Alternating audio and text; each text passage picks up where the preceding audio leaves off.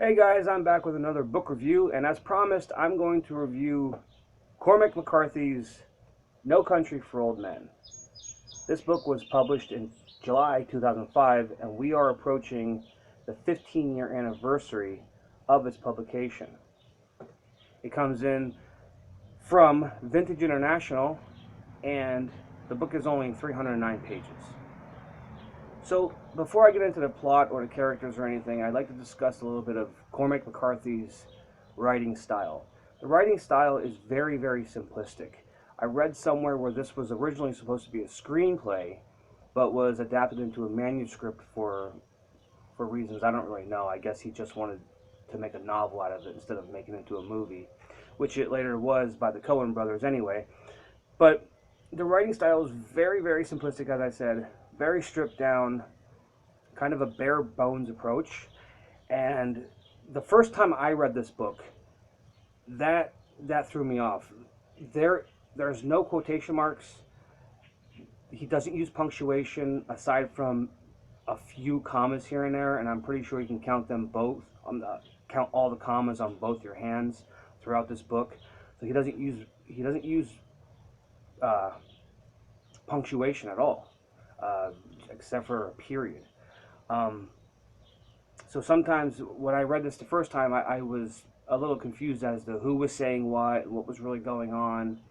But I gave this book another opportunity, and I was pleasantly surprised this time around. I was actually entertained this time around because the plot in this book is really good. The story is awesome, and you have to set aside whatever feelings you have about the writing and really just enjoy the way he writes characters and plot, and he keeps everything going for you. But as I said, if something like that does throw you off, the writing style, then you might not be into this book. So let's get into the characters. There are three central characters that we follow throughout the book. One is Llewellyn Moss, and he is out hunting in the desert one day when he stumbles upon this horrific drug deal gone bad. And there's dead bodies everywhere. There's bullet holes in all the trucks. And there's one Mexican guy who's alive, and he asks for water. And Llewellyn's kind of like, no, because he doesn't want to even be involved in this stuff. So he wanders off a little farther down into the desert, and he sees another man who is dead, but he has a satchel full of cash, a lot of cash. And Llewellyn Moss is a pretty simple guy. I think he's a welder. He doesn't make a lot of money. He's not financially stable. He lives in a trailer with his wife Carla Jean. So naturally, when he sees this money, he has no real intentions of letting it lay there or returning it to its owner. He just keeps it. And from there, it is a wild cat and mouse chase. We have the sheriff, Ed Tom Bell, who also discovers this drug deal gone wrong, and he knows that Llewellyn Moss now has the satchel, and he knows that the bad people who were involved in this horrific drug deal are going to be after Llewellyn Moss. So he wants to protect Llewellyn Moss. Then we're introduced to Anton Chigurh. I think that's how you say it, because everybody in the book kind of jokes and says sugar, but it's Chigurh. And this guy is a ruthless, merciless killer. He's almost described, well, he is described in the book as a ghost, because whoever encounters this man doesn't really live to tell a tale. Um, he reminds me, he reminds me of Michael Myers in a way, where you know he's real and he's flesh and blood, but there's something not supernatural, not supernatural, but there's something about him that is really hard to describe. He is just a ruthless killer, and one of the best villains that I have read in a book in recent memory.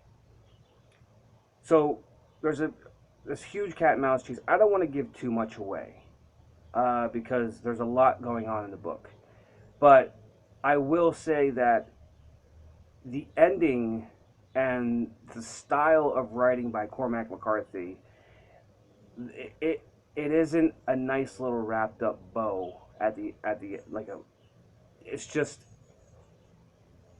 it is bleak. It is full of despair and real, extremely real and visceral. And like I said, there's no happy endings here. It's just full on violence, chaos, loss, and I think one of the main themes in this book is the acceptance of death, because as Anton Chigurh is trying to find Llewellyn Moss, he encounters people who he will kill, and these people know that when they see this guy, they are dead, and they almost somehow, I don't want to say peacefully accept it, but they accept their fate at the hands of this madman sitting before them. And I think that's one of the real themes of this book. It's the acceptance of death. But the book itself was, like I said, it's a great book. You have to set aside. I had to set aside my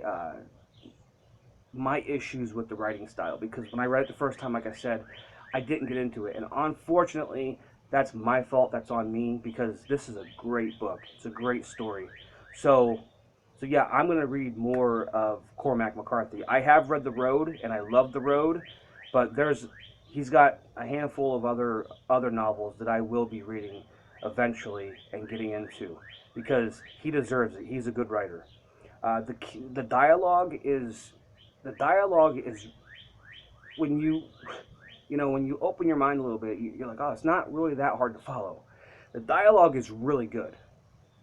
He writes he writes extremely real people, and very good dialogue. It's like it's almost impeccable the way he writes dialogue, and the way he shapes and molds his characters within the story.